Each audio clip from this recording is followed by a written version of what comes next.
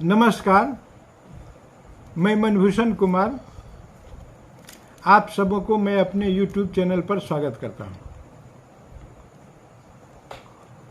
आज मैं G20 के संबंध में चर्चा करना चाहूँगा।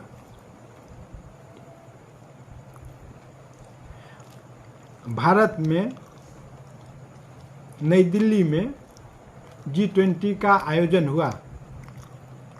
भारत को G20 की अध्यक्षता करना था। भारत के प्रधानमंत्री ने इसकी अध्यक्षता की। भारत में बहुत ही सुंदर इसका आयोजन किया। प्रधानमंत्री मोदी ने अपने समस्त मंत्रियों को आने वाले अतिथि के स्वागत में झोंक रखा था। सबों को एक एक अतिथि पर उनको रिसीव करने के लिए, उनके स्वागत में कोई कमी न रहे, इसके लिए लगाया गया था। निश्चित रूप से सभी भारतीयों का इस कार्यक्रम से विश्व में मस्तक ऊंचा हुआ होगा। भारत ने जिस प्रकार से यह कार्यक्रम का आयोजन किया, यह बहुत ही अभूतपूर्व था। अब यह प्रश्न उठता है कि आने वाले समय में जो G20 की अध्यक्षता करेंगे या जो देश इसका आयोजन करेगा, उनके लिए एक बहुत बड़ा लकीर है कि किस प्रकार से वो आयोजन करेंगे। आज महीना दिन से सिर्फ G20 का ही चर्चा है। बड़ा सुंदर दृश्य है। ऐसा नहीं है कि G20 का आयोजन आज प्रथम बार भारत में हुआ है। इससे पहले भी 2002 में G20 का अध्यक्षता भारत ने किया था और नई दिल्ली में वह कार्यक्रम हुआ था। आखिर अब हम ये देखें कि G20 की स्थापना कैसे हुई। G20 जो ग्रुप है, तो ग्रुप 7 पहले था, फिर ग्रुप 8 बना, और जब 1997 में वैश्विक आर्थिक मंदी बनी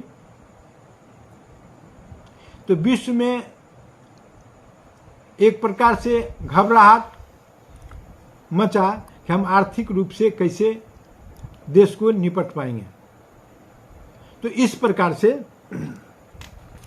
आर्थिक रूप से निपटने के लिए सभी देशों के सम्मति से G8 को विस्तारित किया गया और G20 की स्थापना सितंबर 1999 में किया गया। जब सितंबर 1999 में G20 की स्थापना हुई तो भारत के यशस्वी प्रधानमंत्री पंडित अटल बिहारी वाजपेयी थे। पंडित अटल बिहारी वाजपेयी बहुत बड़े कूटनीतिज्ञ थे, बहुत सुंदर प्रशासक थे, देश में विकास के प्रतीक थे। देश में विकास के प्रतीक थे।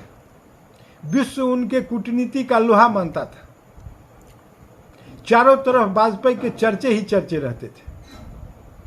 विद्वता का कोई उनका सानी नहीं था। संविधान भारत का उनके जिह्वा पर हुआ करता था। वैसी परिस्थिति में मात्र G20 के 2 वर्ष स्थापना के बाद ही भारत को मेजबानी करने का मौका मिला, भारत को अध्यक्षता करने का मौका मिला। अर्थात 2001 में ग्रुप 20 का अध्यक्षता करने का अवसर भारत को मिला।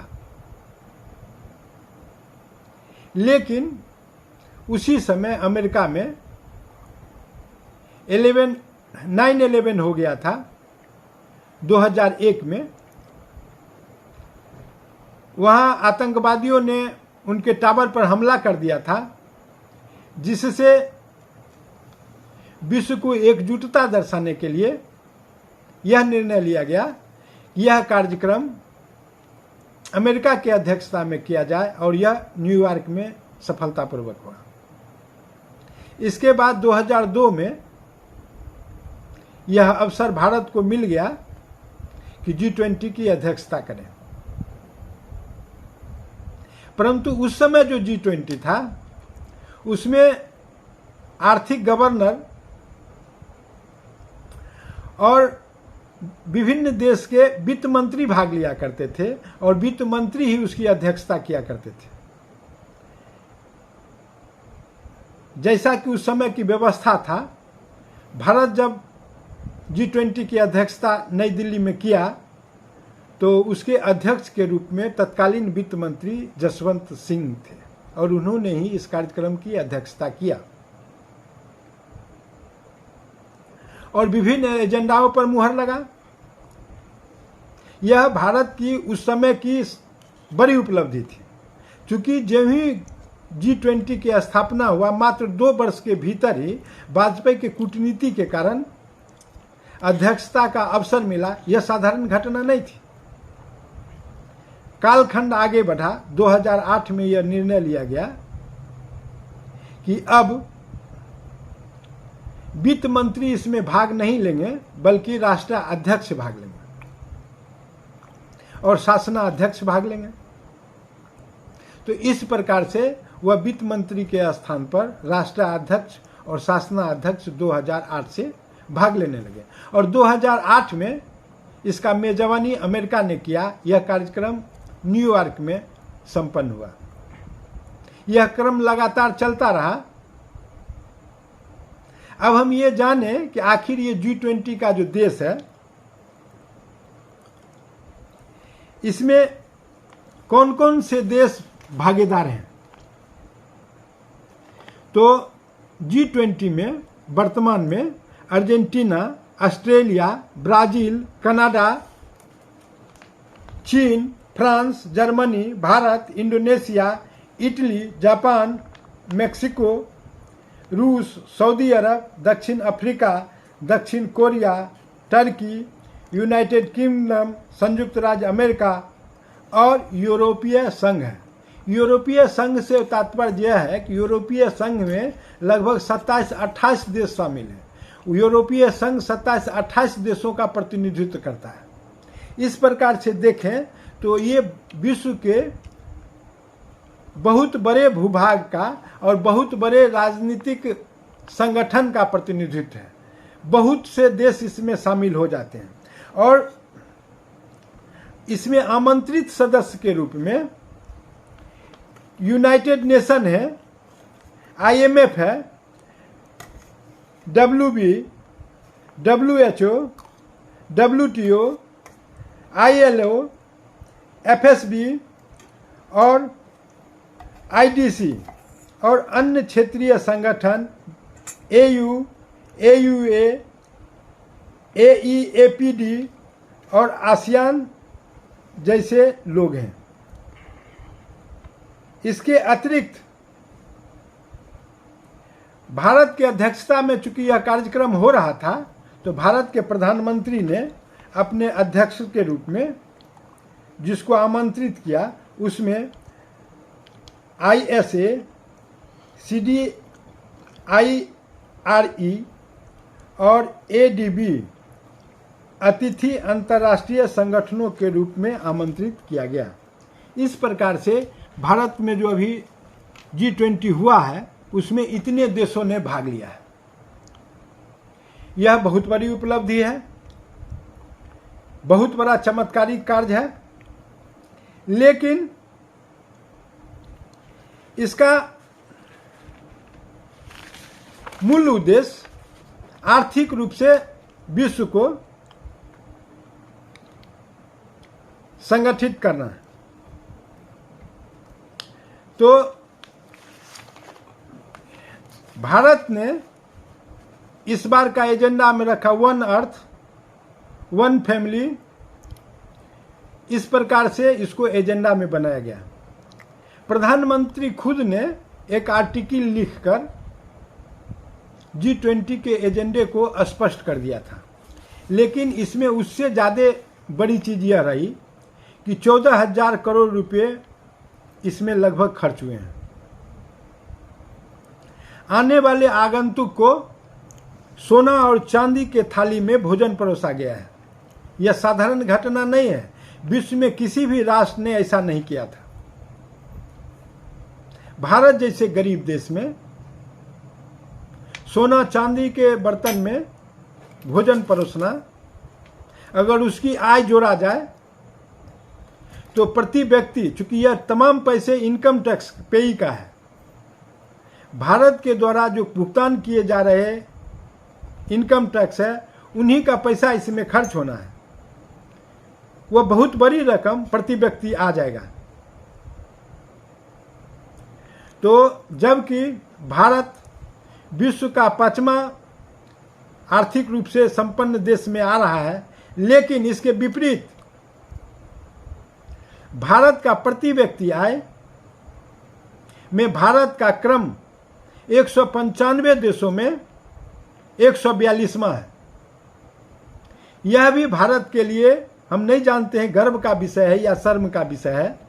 यह तो व्यूअर सोचें कि जब 142वां स्थान पर भारत गरीबी में रहेगा, दुनिया में जितनी भी बड़ी अर्थव्यवस्था वाले देश हैं उसमें सबसे कम प्रति आय भारतीय व्यक्ति का है। तो इस परिस्थिति में भारत अर्थव्यवस्था में 5वां राष्ट्र होना दोनों में कदापि मेल नहीं खाता है। तो हम देखें कि दिल्ली, पूरा दिल्ली नरेंद्र मोदी के बैनर, पोस्टर, कटआउट से भरा हुआ पड़ा था। जापान के एक राजनयिक ने कहा कि विपक्ष के हवाले से बोला कि जिस तरह पूरा दिल्ली नरेंद्र मोदी के कटआउट से पटा पड़ा है, वह मोदी जी के फोटो से उसमें इंडिया या तो पीछे था या मोदी जी उसमें सबसे आगे थे। इसको दूसरे रूप में भी प्रदर्शित किया जा सकता था। बेहतर होता कि भारत की असीमता, भारत की विरासत, भारत की संस्कृति, भारत के सनातन धर्म को इसमें समावेशित किया जाता।